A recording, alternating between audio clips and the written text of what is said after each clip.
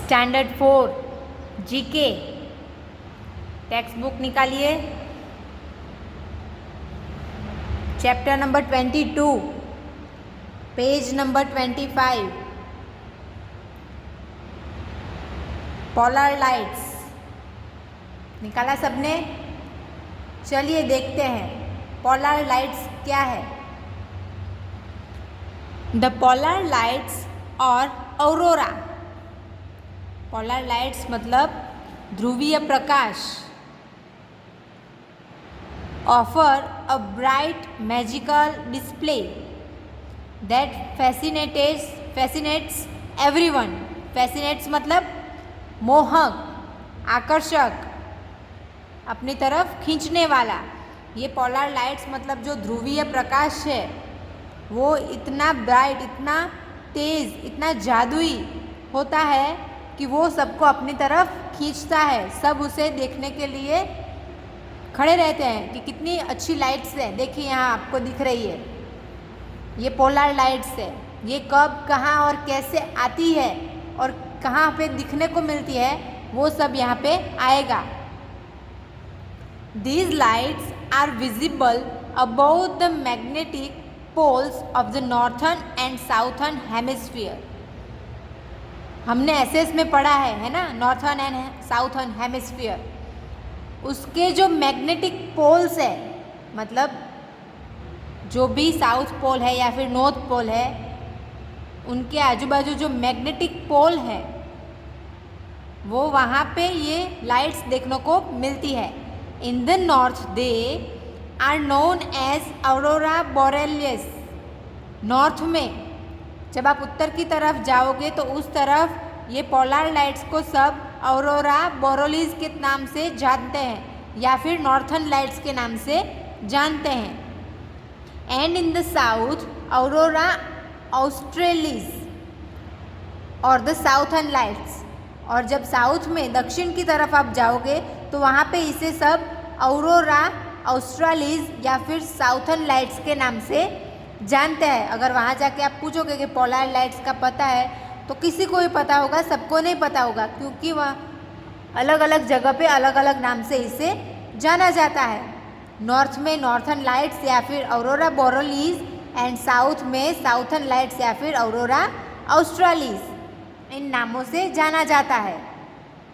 The name aurora borealis was coined by the Italian astronomer Galileo Galilei 1564 to 1642 तक, जो जिन्होंने अपना इतना सारा महत्वपूर्ण समय हमें दिया और अच्छी अच्छी चीज़ें इन्वेंट की। In the year 1619 aurora borealis जो है वो बहुत ही बड़े इटालियन एस्ट्रोनॉमर जो कि हैं गैलीलियो गैलीली, उन्होंने 1619 में बताया था इसके बारे में। Captain James cook the British explorer, ये कहाँ के हैं? ब्रिटिश एक्सप्लोरर है। गैलीलियो गैलीली इटालियन के थे, कैप्टन जेम्स कुक ब्रिटिश के थे, जिन्होंने ऑब्जर्व किया something similar on the southern keys during one of his exploration. जब वो साउथ में अपना कुछ दूसरा एक्सप्लोरर कर रहे थे तभी उन्होंने ये ऑब्जर्व किया जो नॉर्थ में ऑरोरा बोरेलिस ने किया था। उन्होंने वही चीज़ साउथ में ऑब्जर्व की और उन्होंने उसका नाम दिया ऑरोरा ऑस्ट्रेलिस। नॉर्थ में जो ऑरोरा बोरेलिस था वो गैलीलियो गैलीली ने देखा था और उन्होंने बताया था, और साउथ में यही बात कैप्टन जेम्स कुक ने बताई थी और उसका नाम रखा था aurora australis. The lights were named after aurora the Roman goddesses of down. The lights were named after aurora, lights का नाम रखा ऑरोरा, किसके ऊपर से? The Roman goddesses of down. J Roman के जो भगवान थे, जो माता है, गॉडेसेस हैं, उनके नाम के ऊपर से रखा गया है। बोरेलिस मतलब Boris, the Greek god of the north. North में जो ग्रीक हैं वहाँ के भगवान हैं, उनके नाम के ऊपर से रखा है बोरिस। बोरोलिस, अरोरा बोरोलिस, दोनों ही रोमन और ग्रीक के भगवान के नाम के ऊपर से रखा गया है।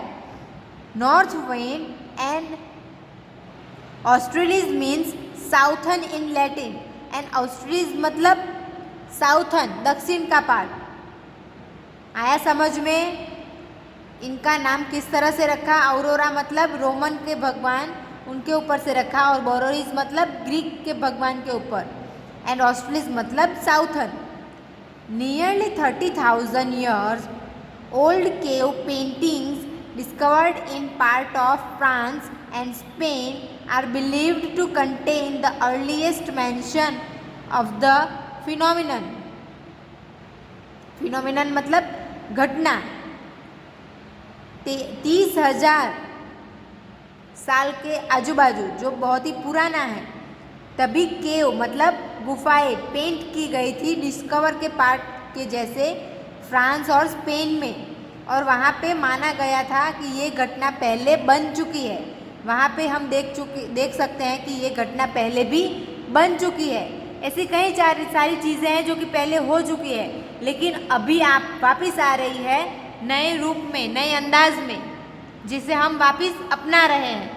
उसी तरह से यहाँ भी बताया गया है कि ये घटना पहले भी बन चुकी है, जो 30,000 साल पहले के आजू बाजू पे पेंटिंग्स में डिस्कवर की गई थी। The Chinese described it as a strong lighting. Chinese लोगों ने इनमें क्या इन्वेंट किया, डिस्क्राइब किया कि ये स्ट्रॉन्ग लाइटिंग है। In one of their scriptures which dates back to 2600 BC, 2600 BC के पहले ये इसे बहुत ही स्ट्रॉन्ग लाइटिंग के तरह से बताया गया है। ये चाइनीज़ लोगों ने डिस्क्राइब किया। Polar lights were discussed by several scientists and philosophers in the following centuries.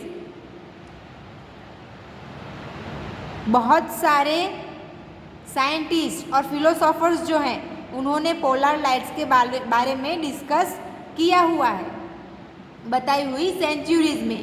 But the greatest contribution was by the Norwegian scientist Kristian बिर्कलैंड।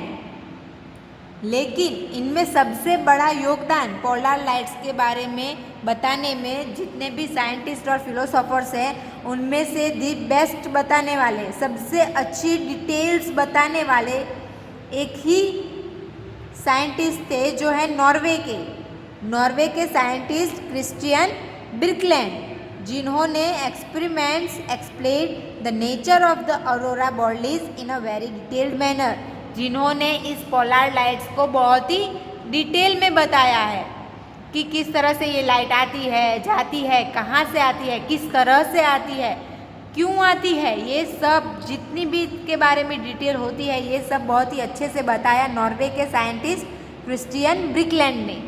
आया समझ में सबको?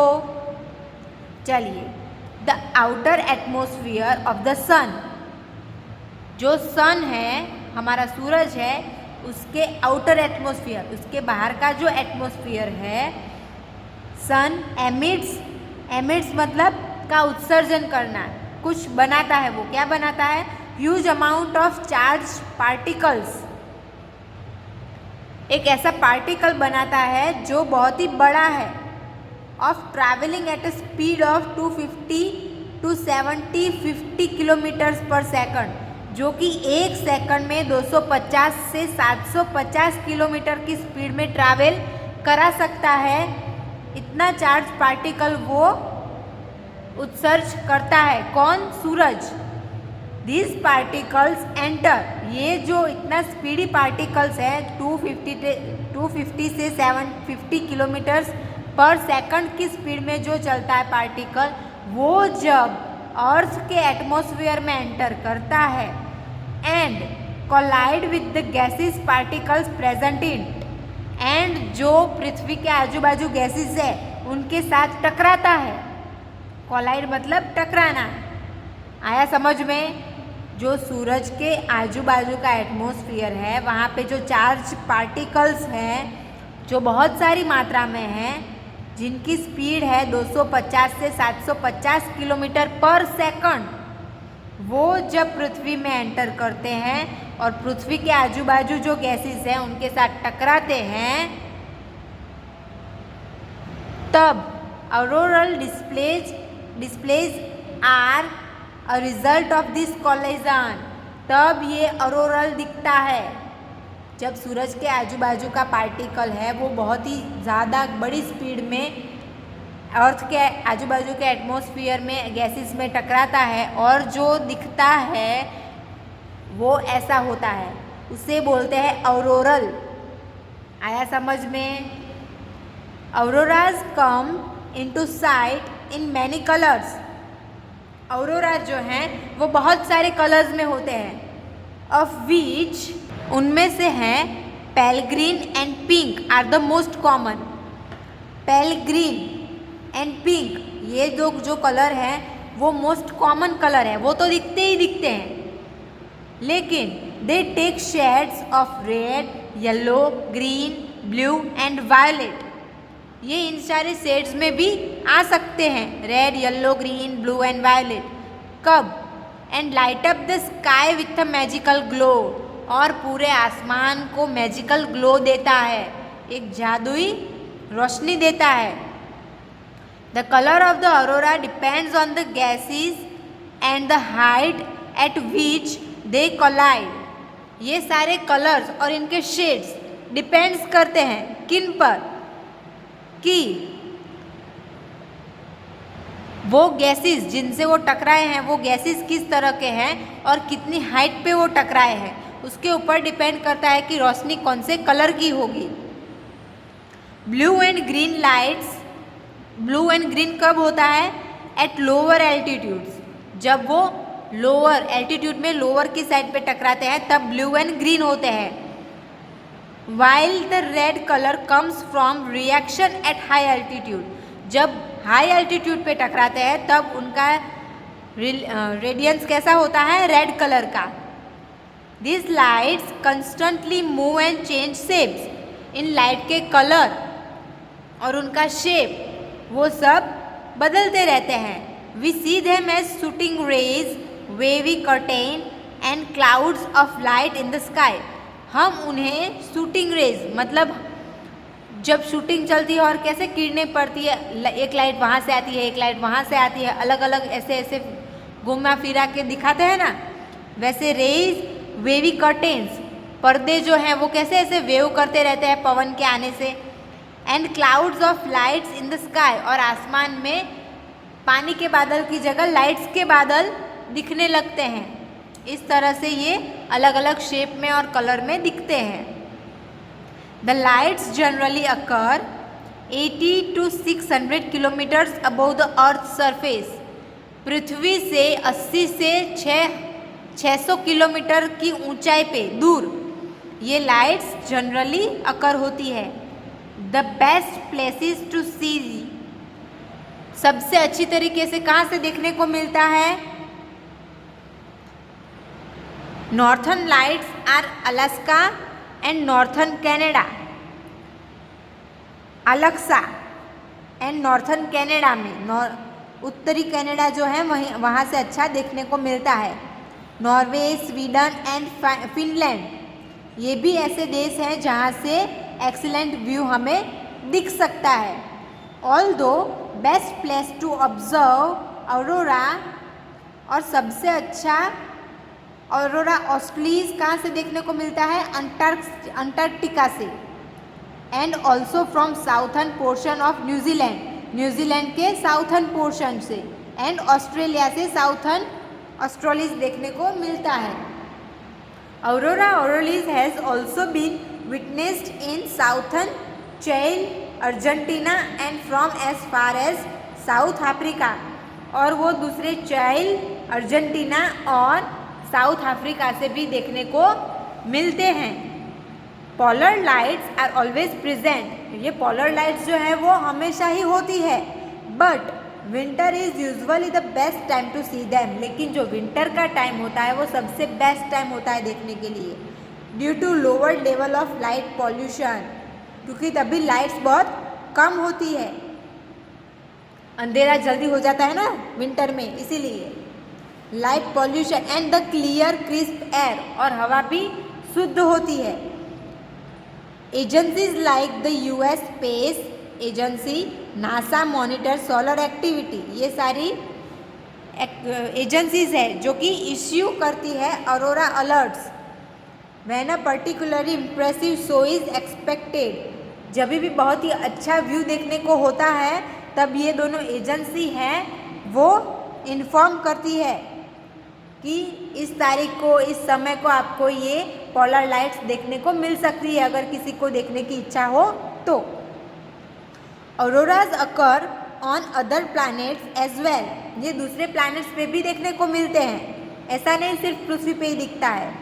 The spectacular visual display is visible close to the planets magnetic poles, लेकिन इसका सबसे best visual display कहाँ होता है? जो मैग्नेटिक पोल्स होते हैं वहाँ पे। ऑरोरा हैव बीन स्पॉटेड, ये कहाँ पे स्पॉट किया गया है?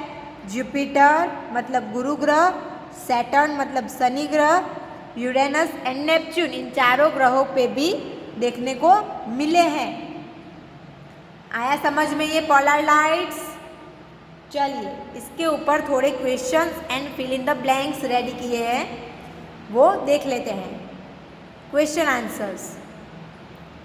What are the name of polar lights in north and in south? North और साउथ में पोलर लाइट्स के नेम क्या है? तो in the north aurora borealis and in the south aurora australis. Okay. Second, when the name aurora borealis was coined and by whom? Aurora borealis किसने और कैसे नाम रखा? तो the name aurora borealis was coined by the Italian astronomer Galileo Galilei in the year 1619 में। आया समझ में? Next, define the word borealis and australis. Borealis और ऑस्ट्रेलिस का मीनिंग क्या है? तो borealis refers to Boreas the Greek god of the north wind and australis mean southern in the Latin. Okay, आया समझ में? चलिए fourth, which are the places to see polar lights? Polar lights देखने के लिए कौन सी जगह बताई गई है? तो the best places to see the northern lights, जो उत्तरी लाइट्स है वो Alaska and northern Canada, Norway, Sweden and Finland, यहाँ से हम नॉर्थर्न लाइट्स देख सकते हैं। And in the southern light, south की लाइट हम Antarctica, southern of New Zealand and Australia से देख सकते हैं। Which is the best time to see polar lights and why? कौन सा समय सबसे अच्छा है और क्यों? तो winter is the best time to see them, ये लाइट्स देखने के लिए सबसे अच्छा टाइम विंटर है, क्योंकि तब लाइट्स पॉल्यूशन का लेवल बहुत ही कम होता है and clear and crispy air होती है। आया समझ में? ये थे क्वेश्चन आंसर। अब है fill in the blanks. Blank named aurora australis to the polar lights in the southern. Southern में पोलर लाइट्स का नेम ऑरोरा ऑस्ट्रेलिस किसने रखा? कैप्टन जेम्स कुक ने। Second, greatest contribution was by the blank scientist Kristian Birkeland. सबसे अच्छा contribution scientist Kristian ब्रिकलैंड का है, वो कहाँ से थे? नॉर्वे से। Third, the particles enter the earth's blank and collide with blank particles present in it.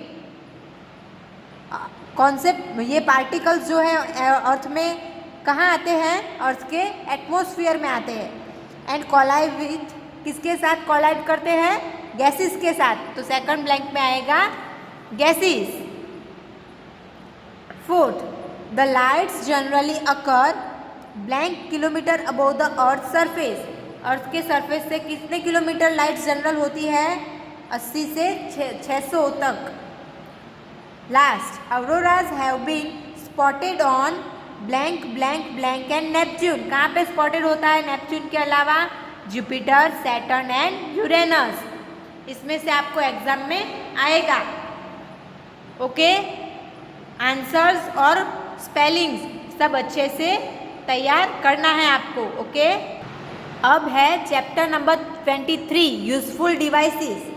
ये सारे डिवाइसेस यहाँ पे दे गए हैं जो कि यूजफुल है और किसके लिए है वो हमें ढूंढना है। Given below are description of certain device used by different people in their work. ये सारे जो डिवाइसेस है वो अलग अलग लोग अपने अलग अलग काम के लिए अलग अलग डिस्क्रिप्शन के लिए यूज़ करते हैं। लेबल देम करेक्टली, हमें इनको क्लूज के ऊपर से लेबल करना है। चलिए नीचे क्लूज दिए गए हैं। फर्स्ट है an instrument used for measuring the amount of rainfall in a particular area. किसी भी एरिया का रेनफॉल अगर कितना हुआ है वो जानना है तो कौन सा इंस्ट्रूमेंट चाहिए होगा? ये वाला। इसमें पहले लिखिए 1 और इसका नेम है रेन जज। यहाँ पे है देखिए रेन जज 1G, इस ग्लास जैसा है उसमें लिखिए 1G। Second N instrument for measuring temperature. Temperature measure माप करने के लिए कौन सा इंस्ट्रूमेंट चाहिए होगा? थर्मोमीटर। ये तो हम रेगुलर यूज करते ही है अगर फीवर है तो। ओके, थर्मोमीटर में लिखिए 2 और थर्मोमीटर D है ना, तो इसमें लिखिए 2D। Next an instrument used to detect and record details of earthquake. Earthquake की डिटेल किसमें दिखाते हैं? इसमें लिखिए 3 और इसका नेम है सेस्मोग्राफ। A सेस्मोग्राफ लिखा। Next an optical instrument through which distance object appear nearly. इस इंस्ट्रूमेंट से बहुत दूर की चीज नजदीक दिखाई देती है। कौन सा है वो? ये वाला, उसका नेम है टेलीस्कोप। यहाँ पे लिखिए 4C। लिखा सबने 4C।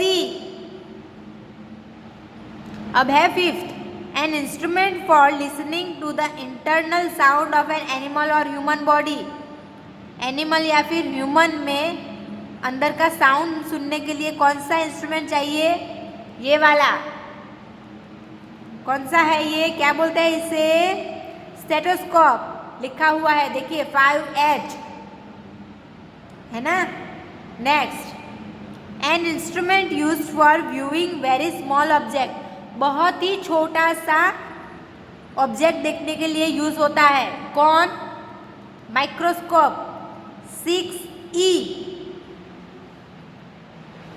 यहाँ पे लिखिए 6E। 7 an instrument used for measuring the quality of milk. Milk की क्वालिटी वो कैसा है वो किससे जानेंगे हम?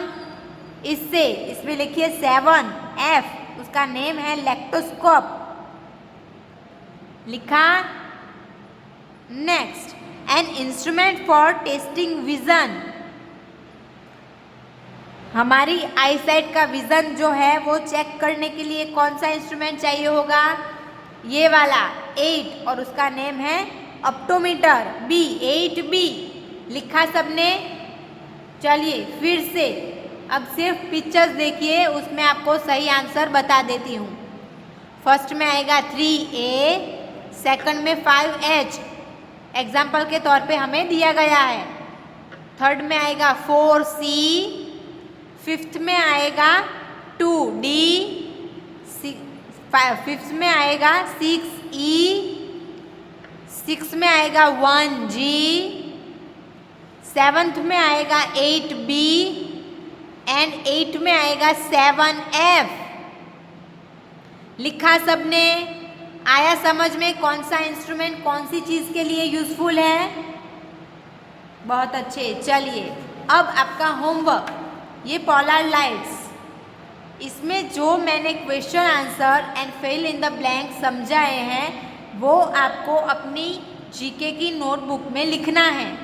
ओके, एंड चैप्टर नंबर 23 में आपको लिखना है 1 N instrument use for measuring the amount of rainfall in a particular area. पहले ये डिटेल लिखनी है, क्वेश्चन लिखना है और फिर उसका आंसर कौन सा आता है, जी, रेन जॉर्ज।